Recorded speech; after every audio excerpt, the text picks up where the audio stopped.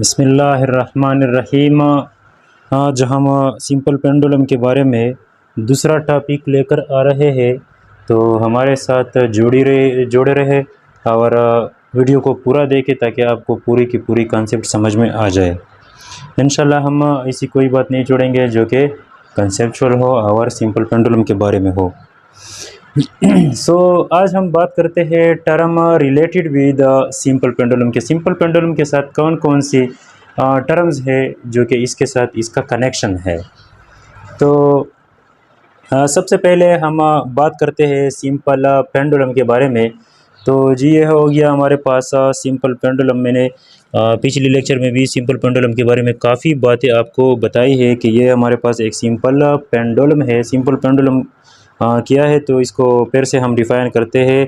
If small bob of light weight is attached with one end of the string and the other end of the string is connected with some rigid support, such a system will called as a simple pendulum. इसको हम क्या कहते हैं? Simple pendulum कहते हैं। तो जी ये हो गया हमारे पास सपोर्ट, ये हो गया हमारे पास स्ट्रिंग। इसको हम इधर भी लेकर आ सकते हैं, उधर भी लेकर जा सकते हैं, और ये हम रेस्ट पोजीशन पर भी इसको छोड़ सकते हैं। ये हो गया हमारे पास एक्सट्रीम ए पोजीशन, और ये हो गया हमारे पास एक्सट्रीम बी पोजीशन, और ये हो गया हमारे पास मीन पोजीशन भी इसको हम कह सकते हैं।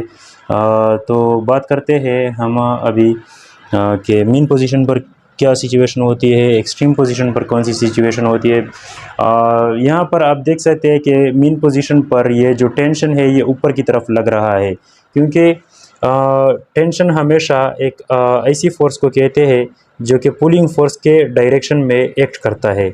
जहाँ पुलिंग फोर्स जिस तरफ होती है टेंशन भी उस तरफ ही होगी, और वेट जो है ये डाउनवर्ड एक्ट कर रहा है। इस पोजीशन को मैंने ज़ीरो नाम दिया है, या इस पोजीशन को हम कहते हैं मीन पोजीशन भी इसको कह सकते हैं, इक्विलिब्रियम पोजीशन भी कह सकते हैं, स्टेबल पोजीशन भी कह सकते हैं, ज़ीरो पोजीशन भी कह सकते हैं, रेस्ट पोजीशन भी कह सकते हैं। मीन पोजीशन इसलिए कहते हैं कि अगर हम एवरेज निकालते हैं तो एवरेज हमें दरमियानी कीमत बताता है, तो इसलिए ये भी दरमियान में ही है, दो एक्सट्रीम पोजीशन के दरमियान है, तो इसलिए इसको हम मीन पोजीशन कहते हैं। इक्विलिब्रियम पोजीशन इसलिए कहते हैं कि क्योंकि ये हमारे पास यहाँ पर बॉडी या तो रेस्ट पर होगी या कांस्टेंट स्पीड के साथ जा रही होगी, तो इसलिए इसको हम इक्विलिब्रियम पोजीशन कहते हैं। स्टेबल पोजीशन इसलिए कहते हैं क्योंकि हमारे पास यहाँ पर जो फोर्स होता है वो नहीं होता है, तो यहाँ पर स्टेबिलिटी होती है। ज़ीरो पोजीशन भी इसलिए कहते हैं क्योंकि यहाँ पर डिस्प्लेसमेंट ज़ीरो होता है, तो ज़ीरो पोजीशन कहते हैं। रेस्ट पोजीशन भी इसलिए कहते हैं क्योंकि यहाँ पर बॉडी रेस्ट पर होती है। मीन पोजीशन पर क्या होता है यहाँ पर, क्योंकि हम फोर्स नहीं लगाते, रेस्ट पर होते हैं। टेंशन और वेट जब आपस में बराबर होते हैं, tension is equal to weight. अगर ये भी 5 न्यूटन हो, ये भी 5 न्यूटन हो, तो T minus W is equal to zero. Net force जो होता है ये इस बॉडी पर नहीं लगता है, तो नेट फोर्स ज़ीरो के बराबर होते हैं। अब नेट फोर्स ज़ीरो के बराबर होता है according to Newton second law of motion. F is equal to m, A is equal to zero. चूँकि मास ज़ीरो के बराबर नहीं हो सकता, एक्सेलरेशन पर ज़ीरो के बराबर होगी। जब एक्सेलरेशन मीन पोजीशन पर यानी इस पोजीशन पर ज़ीरो होगी, तो इसके हम दो ही मानी निकाल सकते हैं। एक मानी ये है कि यहाँ पर या तो स्पीड बिल्कुल ज़ीरो होगी, या दूसरी मानी हम इससे ये निकाल सकते हैं कि यहाँ पर स्पीड जो होता है ये, या वेलोसिटी जो होती है ये बिल्कुल कांस्टेंट और मैक्सिमम होगी, यानी यहाँ पर बॉडी बहुत तेज़ी के साथ जा रही होती है, तो यहाँ पर कांस्टेंट मैक्सिमम स्पीड होगा। अब एम्पलीट्यूड की बात करते हैं। एम्पलीट्यूड को हम एक्स नॉट या ए से ज़ाहिर करते हैं। X not is equal to a, x not is equal to a. Amplitude को हम डिफाइन भी इस तरह करते हैं, the maximum displacement from the mean position, यानी इस मीन पोजीशन से जो बॉडी बहुत ज़्यादा डिस्प्लेस होती है, तो हम इसको क्या कहते हैं? एम्पलीट्यूड कहते हैं। अगर सिर्फ यहाँ तक ये बॉडी आती है या यहाँ तक आती है तो ये एम्पलीट्यूड के बराबर नहीं है। अगर ये एक्सट्रीम पोजीशन पर आती है तो ये एम्पलीट्यूड के बराबर है, और यहाँ पर मैंने एक्सट्रीम पोजीशन पर इस बॉडी को लेकर आए हैं और ये एम्पलीट्यूड के बराबर है ये डिस्प्लेसमेंट, तो इसको हम एक्स नॉट या ए से ज़ाहिर कर सकते हैं। तो चलो जी अदर टर्म के बारे में बात करते हैं। सबसे पहले हम डिस्प्लेसमेंट के बारे में बात करते हैं। तो डिस्प्लेसमेंट एक्सट्रीम ए पोजीशन पर किस चीज़ के बराबर होता है? डिस्प्लेसमेंट एक्सट्रीम ए पोजीशन पर बराबर होता है एम्पलीट्यूड के बराबर होता है, यानी मैक्सिमम डिस्प्लेसमेंट होता है। और एक्सट्रीम बी पोजीशन पर भी एक्स नॉट जो होता है ये एम्पलीट्यूड के बराबर होता है। यानी यहाँ पर बी एक्स नॉट के बराबर है, यहाँ पर बी एक्स नॉट के बराबर है, दोनों एक्सट्रीम पोजीशन पर। आप बात करते हैं मीन पोजीशन पर डिस्प्लेसमेंट, चूँकि ये हमें नाम भी ज़ीरो दिया है या ज़ीरो पोजीशन इसको हम नाम देते हैं, तो यहाँ पर डिस्प्लेसमेंट जी हमारे पास होता है displacement is equal to zero. तो यहाँ पर डिस्प्लेसमेंट हमारे पास नहीं होगी। ओके जी। इसके बाद बात करते हैं एक्सेलरेशन की। तो एक्सेलरेशन जो होता है हम इस बॉडी पर फोर्स लगाते हैं और वो सारा का सारा फोर्स रिस्टोरिंग फोर्स में तब्दील हो जाता है, यानी यहाँ पर मैक्सिमम रिस्टोरिंग फोर्स लगता है। तो यहाँ पर एक्सेलरेशन क्या होगी, यहाँ पर भाई एक्सेलरेशन होगी मैक्सिमम। सो एक्सेलरेशन को हम ऐसे डिनोट करते हैं और इस ए पोजीशन पर हम एक्सेलरेशन को मैक्सिमम ही डिनोट करेंगे, और एक्सट्रीम बी पोजीशन पर भी एक्सेलरेशन हमारे पास होगी मैक्सिमम, यानी यहाँ पर भी एक्सेलरेशन मैक्सिमम होगी, यहाँ पर भी एक्सेलरेशन मैक्सिमम होता है, क्योंकि यहाँ पर रिस्टोरिंग फोर्स मैक्सिमम होता है, यहाँ पर भी रिस्टोरिंग फोर्स मैक्सिमम होता है। तो फोर्स डायरेक्ट प्रोपोर्शनल एक्सेलरेशन के, रिस्टोरिंग एक्सेलरेशन भी मैक्सिमम ही होगी। तो यहाँ पर मैंने तो मीन पोजीशन पर यहाँ मैथमेटिकली भी ये जाहिर किया है कि एक्सेलरेशन इस पोजीशन पर यानी मीन पोजीशन पर एक्सेलरेशन जी होगी ज़ीरो के बराबर होगी। तो हम इसको ज़ीरो पुट कर सकते हैं, इसका मैग्नीट्यूड ज़ीरो होगा। स्पीड के बारे में बात करते हैं। स्पीड एक्सट्रीम ए पोजीशन पर जब ये बॉडी इधर तक पहुंचती है तो यहाँ पर ये बॉडी मोमेंटेरली रुकती है, यानी वक्ती तौर पर ये बॉडी यहाँ पर रुक जाती है। तो फिर अगर एक बॉडी रुकती है तो हम कह सकते हैं कि स्पीड यहाँ पर ज़ीरो है या मिनिमम इसको कह सकते हैं। तो इधर भी स्पीड जो होता है इधर भी ज़ीरो होता है।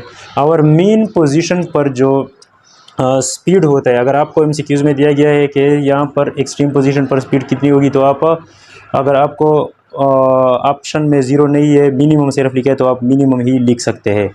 तो चलो जी, एक्सट्रीम पोजीशन पर स्पीड होगा कांस्टेंट मैक्सिमम स्पीड होगा। अक्सर तलबा इसमें कंफ्यूज हो जाते हैं, सिर्फ उधर ये कहते हैं कि यहाँ पर स्पीड जो होता है ये मैक्सिमम, ये यहाँ पर स्पीड बहुत ज़्यादा होता है यानी मैक्सिमम होता है, लेकिन इस बारे में नहीं जानते कि यहाँ पर स्पीड हमारे पास कांस्टेंट भी होता है, यानी कांस्टेंट मैक्सिमम स्पीड यहाँ पर मीन पोजीशन पर लगती है।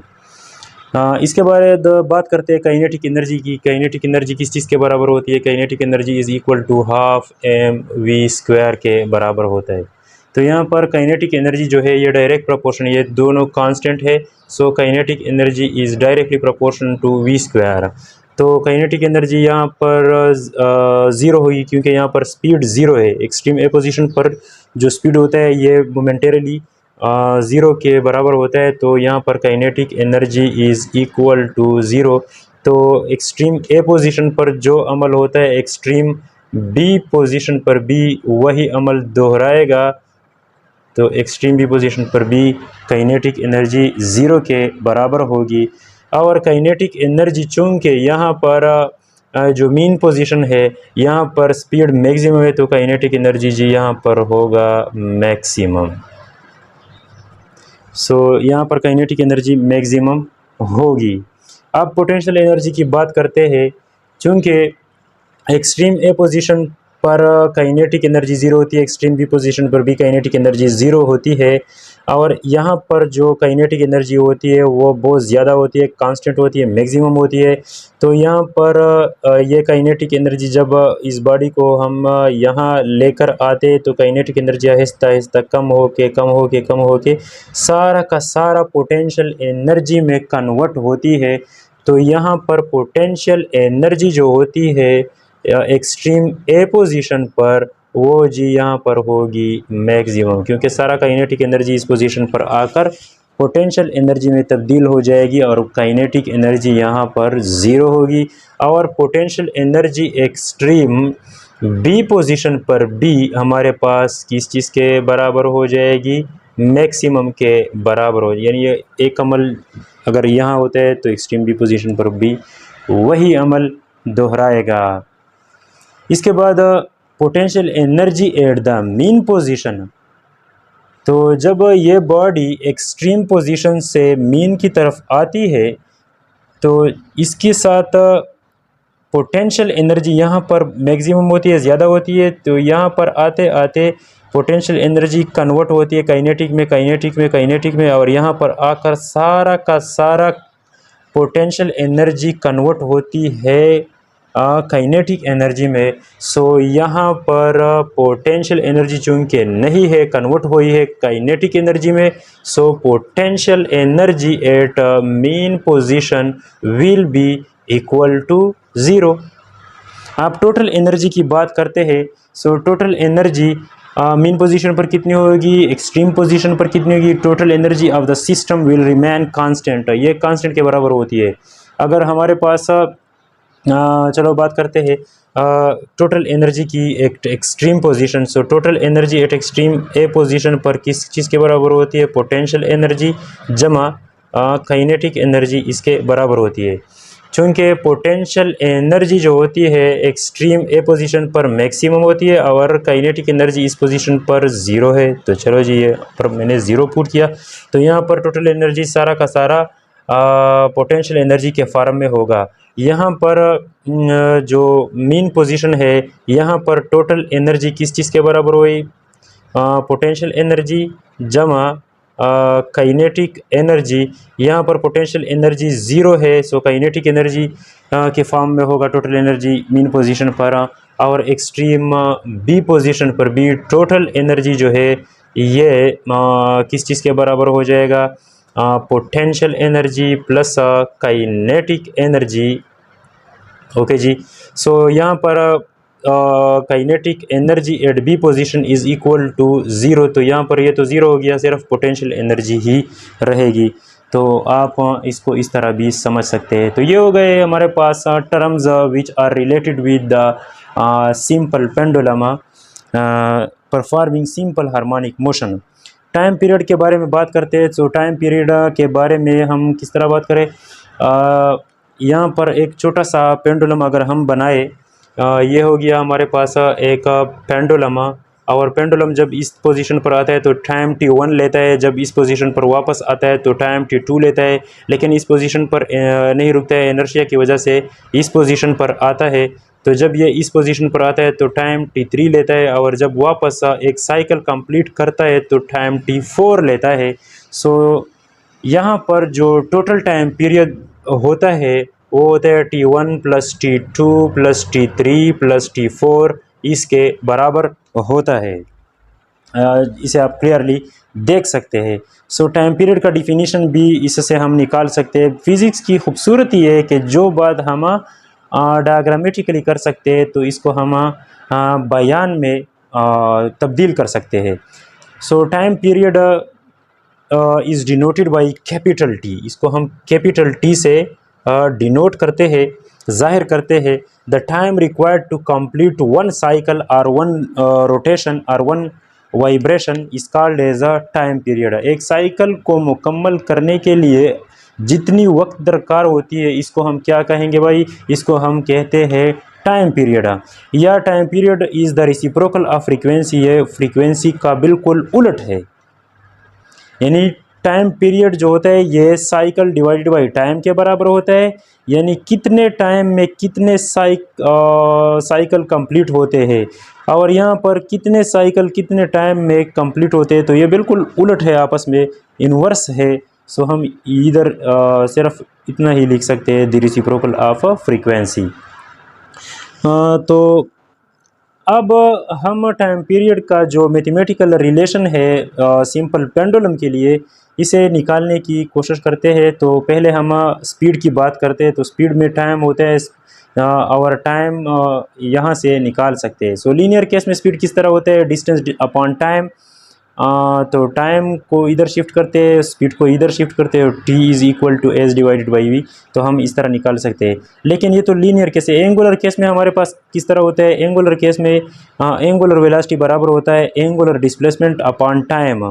एंगुलर यानी इस एस यानी लीनियर डिस्प्लेसमेंट का जो रोटेशनल एनालॉग होता है इसको हम एंगुलर डिस्प्लेसमेंट कहते हैं। लीनियर वेलोसिटी का रोटेशनल एनालॉग एंगुलर वेलोसिटी बन जाएगी। तो यहाँ पर मैंने थीटा लिखा, यहाँ पर टी की जगह टाइम पीरियड लिखा, क्योंकि यहाँ पर ये साइकिल हमें ज़ाहिर करता है। So for complete cycle theta हमारे पास बराबर होता है 2 पाई के, यानी एक पाई और दूसरी पाई। सो ये थीटा जो है 2 पाई रेडियन के बराबर होता है। यह मैंने पिछली लेक्चर में भी इस पर बहुत ज़्यादा बात की है, तो अब यहाँ पर से इस पर दोहराने की ज़रूरत नहीं है। सो फिर आप इस तरह समझे कि omega is equal to 2 pi divided by T. T को निकालने के लिए हम किस तरह करते हैं कि ये इस टी को इधर शिफ्ट करते हैं और ओमेगा को इस तरफ शिफ्ट करते हैं, तो यानी बिल्कुल रिवर्स करते हैं इसकी पोजीशन। तो T is equal to 2 pi divided by omega बन जाएगा। और ओमेगा जो है जिसको हम एंगुलर वेलोसिटी बी कहते हैं, एंगुलर फ्रीक्वेंसी बी इसको हम कह सकते हैं, ये किस चीज़ के बराबर है? ये मैंने सिंपल हार्मोनिक मोशन जब पढ़ा था इस वक्त भी आपको लिखा था कि हम इसको डिराइव करेंगे, और simple pendulum performing simple harmonic motion उधर तो डिराइव किया कि ओमेगा स्क्वायर किस चीज़ के बराबर होता है, और सिंगल कांस्टेंट वाली बात जो मैंने की थी, यानी जी बाई एल के बराबर होता है। Omega square G by L के बराबर होता है, लेकिन यहाँ पर वो तो ओमेगा मांग रहे हैं, तो ओमेगा को मालूम करने के लिए यहाँ पर भी हम अंडर रूट लगाएंगे, यहाँ पर भी अंडर रूट यानी स्क्वायर रूट लगाएंगे दोनों तरफ। तो यहाँ पर हो जाएगा हमारे पास omega is equal to G by L whole under the root, ये बन जाएगा। सो टाइम पीरियड को निकालने के लिए हम किस तरह करते हैं, टी को इस तरह लिखते हैं, T is equal to 2 pi divided by omega. अब ओमेगा की कीमत तो हमने निकाली, वो है 2 पाई, इसके जगह हम लिखते हैं, ओमेगा की जगह हम क्या लिख सकते हैं, G by L under the root. ये तकसीम है, ठीक है जी। इसको थोड़ा सा मिटाते हैं ताकि हमारे पास स्पेस बन जाए थोड़ा सा।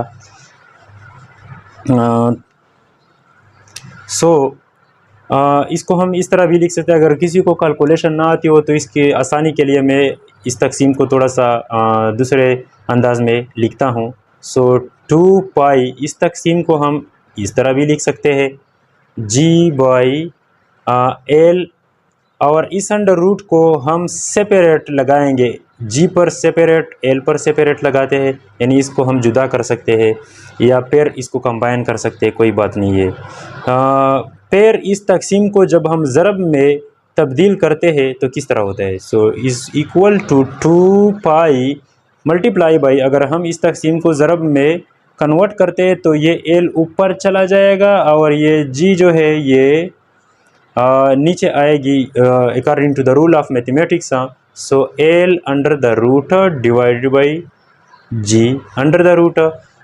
ये तो हमारे पास हो गया टाइम पीरियड का फार्मूला, जिसको हम इस तरह भी लिख सकते हैं, 2 पाई। चूँकि इस ज़रब की ज़रूरत नहीं है, हमें पता है कि ये आपस में ज़रब है, मल्टीप्लाइड है, तो G by L under the root इसको कंबाइन करें तो ये हो गया हमारे पास टाइम पीरियड का फार्मूला।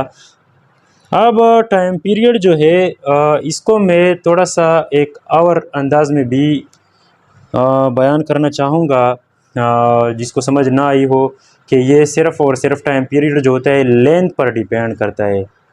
ये time period only depends upon length and gravitational acceleration, इस पर डिपेंड करता है। ग्रेविटेशनल एक्सेलरेशन तो ज़मीन पर कांस्टेंट होती है, लेकिन अगर हम ज़्यादा ऊपर जाते हैं तो ये इसकी वैल्यू कांस्टेंट नहीं रहती, क्योंकि ये मून पर, चांद पर इसकी वैल्यू 6 गुना कम होती है। तो इसलिए मैंने जी भी यहाँ पर लिखा कि ये लेंथ और जी के साथ इस पर डिपेंड करता है। सो टाइम पीरियड जो होता है does not depend upon, time period does not depends upon, किन चीज़ों पर डिपेंड नहीं करता है। नंबर एक जी, एक है हमारे पास एम्पलीट्यूड, एम्पलीट्यूड पर ये टाइम पीरियड डिपेंड नहीं करता है। अगर ये बहुत ज़्यादा एम्पलीट्यूड के साथ वाइब्रेट करता है, ऑसिलेट करता है, फिर भी कोई बात नहीं है। अगर ये कम एम्पलीट्यूड के साथ ऑसिलेट करते हैं फिर भी कोई बात नहीं है। टाइम पीरियड कांस्टेंट ही रहेगा, क्योंकि यहाँ पर हमने इस मैथमेटिकल फार्मूला जिसको हमने इक्वेशन स्टेरिक का नाम दिया, इसमें ज़ाहिर बिल्कुल आप देख सकते हैं कि यहाँ पर एम्पलीट्यूड का जिक्र नहीं है, तो एम्पलीट्यूड पर डिपेंड नहीं करता है। दूसरी बात जो है ये मास ऑफ द बॉब, इस पर भी डिपेंड नहीं करता है। तो किस चीज़ पर डिपेंड करता है? Time period only depend upon the length. So time period is directly proportion to √L। अगर लेंथ बढ़ेगा तो टाइम पीरियड बढ़ेगा, अगर लेंथ घटेगा, कम होगा, तो टाइम पीरियड कम होगा। इस तरह time period is inversely proportional to what? To √G। अगर जी की कीमत हमारे पास ज़्यादा होगी तो टाइम पीरियड हमारे पास कम होगा, और अगर जी की कीमत हमारे पास कम होती है तो टाइम पीरियड की कीमत हमारे पास बढ़ेगी। इन्वर्सली रिलेटेड है। तो ये हो गए हमारे पास दो इक्वेशंस। और इक्वेशन 10th वाले के लिए इसकी इतनी अहमियत नहीं है, लेकिन फिर भी इसे लिख ले। सो ये हो गया हमारे पास टाइम पीरियड। अब टाइम पीरियड एम्पलीट्यूड पर किस तरह डिपेंड नहीं करता है, तो आप इसे देख सकते हैं। ये हो गया जी हमारे पास सिंपल पेंडुलम। तो ये सिंपल पेंडुलम है। हमने यहाँ पर लिखा है कि अगर लेंथ बढ़ता है तो टाइम पीरियड बढ़ते ही, और लेंथ अगर कम होता है, मैं इस लेंथ को कम करता हूँ तो टाइम पीरियड कम हो जाएगी। यानी हम इसको इधर शिफ्ट करते हैं, यह ऑसिलेशन जल्दी जल्दी करेगा, इसका टाइम पीरियड कम होगा। ठीक है जी। अब हम क्या करते हैं? लेंथ को बढ़ाते हैं। चलो जी बढ़ाओ, लेंथ को बढ़ाओ बढ़ाओ बढ़ाओ और बढ़ाओ, जितना आप बढ़ा सकते हैं आप इसे बढ़ाओ। ठीक है, तो इस लेंथ को हमने बढ़ा दिया। ये जो ऑसिलेशन करता है इसका टाइम पीरियड बढ़ गया। लेंथ को बढ़ाते हैं, टाइम पीरियड बढ़ता है। इसको और बढ़ाते हैं, फिर से बढ़ाते हैं। तो जी जब ये ऑसिलेट करता है तो टाइम पीरियड जो होता है ये और भी बढ़ गया। तो ये तो डायरेक्टली कनेक्टेड है आपस में, ये होगी बात। अब ये एम्पलीट्यूड पर तो डिपेंड नहीं करता है। आप देख सकते हैं कि ये एम्पलीट्यूड, फॉर एग्ज़ाम्पल इसको हम यहाँ तक लेकर आते हैं तो ये एक साइकिल को जितने टाइम में कंप्लीट करता है, अगर हम इसको यहाँ पर लेकर आए फिर भी उसी टाइम में ये साइकिल कंप्लीट करेगा। अगर हम इसको थोड़ा सा भी लेकर आते हैं, यानी थोड़ा सा डिस्प्लेस करते हैं, फिर भी टाइम पीरियड सेम रहेगा। तो देखते हैं, चलो जी, एक साइकिल फॉर एग्ज़ाम्पल ये कंप्लीट होता है। अब हम इसको यहाँ तक लेकर आते हैं, थोड़ा सा डिस्प्लेस करते हैं, फिर भी वही बात है। यानी अगर हम इसको ज़्यादा लेकर आते हैं तो ये तेज़ी के साथ 1 सेकंड में, फॉर एग्ज़ाम्पल ये 1 सेकंड, इसका जो क्या है टाइम पीरियड है, फॉर एग्ज़ाम्पल इसका टाइम पीरियड 1 सेकंड है। ये 1 सेकंड में एक कंप्लीट वाइब्रेशन या ऑसिलेशन करता है, neglecting the air friction and so, जो हमने अप्रोक्सीमेशन लगाए थे वो वही रहेंगे। ये 1 सेकंड में उन्होंने एक साइकिल कंप्लीट किया। अब इसको हम इस तरह करते हैं, फिर वही 1 सेकंड में उन्होंने ये साइकिल कंप्लीट किया। यानी अगर ये एम्पलीट्यूड इसका बढ़ता है तो इस एक साइकिल को तेज़ी के साथ 1 सेकंड में कंप्लीट करेगा, यानी इसकी स्पीड जो होगी ये तेज़ हो गई। अगर ही इसको हम थोड़ा सा कम करते हैं, इसकी स्पीड आहिस्ता हो जाती है, यानी 1 सेकंड में। तो ये एम्पलीट्यूड पर डिपेंड नहीं करता है। आपने इसे क्लियर कट देखा। अब इसके बाद हम बात करते हैं इसके बाद हम बात करेंगे फ्रीक्वेंसी की, कि टाइम पीरियड और फ्रीक्वेंसी में क्या रिलेशन है। सो फ्रीक्वेंसी जो है, फ्रीक्वेंसी ऑफ सिंपल पेंडुलम ये कितनी ही रहेगी। सो हमने बात की थी कि ये हमारे पास हो गया 1 2 3 4 5 6, ये 7वां टर्म है, और ये 8वां टर्म जो है इसको हम फ्रीक्वेंसी कहते हैं। So frequency of simple pendulum, frequency of simple pendulum, इसको हम किस तरह निकाल सकते हैं। चलो जी, फ्रीक्वेंसी ऑफ सिंपल पेंडुलम के बारे में हम पढ़ते हैं। That frequency is the reciprocal of the time period, उधर मैंने आपको वाज़ेह लिखा है। सो फ्रीक्वेंसी में हम पुट करते हैं frequency is equal to 1 divided by time period of simple pendulum is equal to 2 pi L over G whole under the root, इसके बराबर होता है। तो अगर आपको इसकी कैलकुलेशन में थोड़ा दिक्कत है तो आप इसे देख सकते हैं। So frequency is equal to 1/2 पाई, तो हम इस तरह ही लिखेंगे। लेकिन यानी अगर हम इस तकसीम को 2 हिस्सों में तकसीम करें, 1/2 पाई को मैंने इस तरह लिखा, और ये जो तकसीम है इसको यानी एक 1 divided by L over G, 1 divided by L over G under the root, मैंने इसको इस तरह लिखा। सो अगर हम इस तकसीम को ज़रब में कन्वर्ट करते तो फ्रीक्वेंसी हमारे पास क्या बन जाएगी, 1/2 pi multiply by G by L, ये ऊपर जाएगी और यानी ये इस तरह आपस में बिल्कुल उल्टा हो जाएंगे। So G by L under the root. So ये हो गया हमारे पास फ्रीक्वेंसी 1/2 पाई। ये फ्रीक्वेंसी मैंने जो क्या पढ़ा था हमने, मास स्प्रिंग सिस्टम में भी ये कैलकुलेशन आपको इस तरह दिखाया था। तो आप अगर यहाँ पर समझ नहीं आती हो तो उधर मास स्प्रिंग सिस्टम वाला भी देख सकते हैं। तो यहाँ पर हो गया हमारे पास G by L under the root. तो ये हो गया हमारे पास फ्रीक्वेंसी का रिलेशन, ये हो गया for frequency of the simple pendulum. अब हम बात करेंगे सेकंड पेंडुलम की बात करेंगे। तो इसका जिक्र भी क्लास 10 का MCQs में भी आया है और प्रॉब्लम्स में भी इसका जिक्र आया है। तो इस पर बात करना हम चाहेंगे कि व्हाट इज़ सेकंड पेंडुलम। तो सेकंड पेंडुलम क्या है, इसको थोड़ा सा हेडिंग देते हैं। Second pendulum, what is second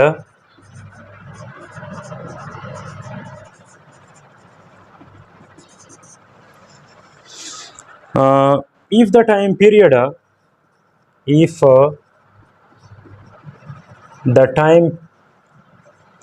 period of simple pendulum is 2 second, then such pendulum is called as second pendulum. इसको हम क्या कहेंगे, सेकंड पेंडुलम ही कहेंगे। सो टाइम पीरियड इसका कितना होता है, 2 सेकंड होता है। अब हम इस पर एक न्यूमेरिकल भी करना चाहेंगे, अगर लेक्चर ज़्यादा नहीं होता है तो चलो जी इस पर हम अब न्यूमेरिकल करते हैं कि what will be the length of secant pendulum at the surface of earth and what will be the length of secant pendulum at the surface on moon। so let's say यहाँ पर हम एक problem को put करते हैं। so this is problem number 1 और example number 1 इसको कह सकते हैं। what will be the length of secant pendulum at earth and at moon। तो अर्थ और मून पर सेकंड पेंडुलम की क्या कीमत आएगी, इसको मैंने पहले ही हल किया हुआ है, लेकिन इसके जो कैलकुलेशन है आसानी के लिए हम इसको जल्दी ही करेंगे। So what will be the length of second pendulum at the surface of earth and eight the surface of moon. यानी मून पर सेकंड पेंडुलम का लेंथ कितना होना चाहिए और अर्थ पर सेकंड पेंडुलम का लेंथ कितना होना चाहिए। सो हम बात करेंगे सबसे पहले सॉल्यूशन की तरफ जाते हैं। सो सॉल्यूशन में हम लिख सकते हैं that time period of simple pendulum is equal to 2πL/g under the root. हमने ये लेंथ निकालना है ज़मीन पर भी और चांद पर भी। तो इस लेंथ को निकालने के लिए हमें दोनों तरफ यानी स्क्वायर लेना है। So 2πL/g under the root का होल स्क्वायर। ओके जी। सो ये हो गया हमारे पास T square is equal to ये स्क्वायर इस पर भी है इस पर भी है। सो इससे आ जाएगा 2 × 2 is equal to 4। So pi square और ये 2 और ये अंडर रूट कैंसिल आउट हो जाएंगे। सो ये यहाँ पर हमारे पास आ जाएगा जी। इसको अगर हम इधर शिफ्ट करते हैं ये इधर आ जाएगा। So is equal to T square G divided by 4 pi square is equal to length. इस लेंथ को हम इस तरफ लगाते हैं ताकि हमारे पास जो कन्वेंशन है इसके मुताबिक ही चले। सो अब length on earth will be equal to, यानी हमसे यहाँ पर रिक्वायर्ड किया है length at earth will be how much and length at moon will be how much. So ये हमें दरकार है, इसको हमने मालूम करना है। सो सबसे पहले हम लेंथ एट अर्थ मालूम करते हैं। सो टी स्क्वायर यहाँ पर ये जो ये भी कांस्टेंट है 2 सेकंड है, ये 4 है और इसकी कीमत पाई की 22/7 और 3.14 है। ये टी स्क्वायर और 4 पाई स्क्वायर कांस्टेंट है, सिर्फ जी यहाँ पर वेरिएबल है जो जिस तरह हमने बात की थी। So T square G divided by 4 pi square और ये जी जो है ये इसके साथ हम अर्थ लगाते हैं। यहाँ लेंथ वेरिएबल हो सकता है, अर्थ का जो ग्रेविटी है ये भी वेरिएबल हो, ये बाकी जो है सारे कांस्टेंट है। तो इस जी को हम इधर भी लगा सकते हैं, यानी इसको थोड़ा सा सेपरेट करते हैं, ये कांस्टेंट है। सो जी ई लगा सकते हैं यानी अर्थ के लिए।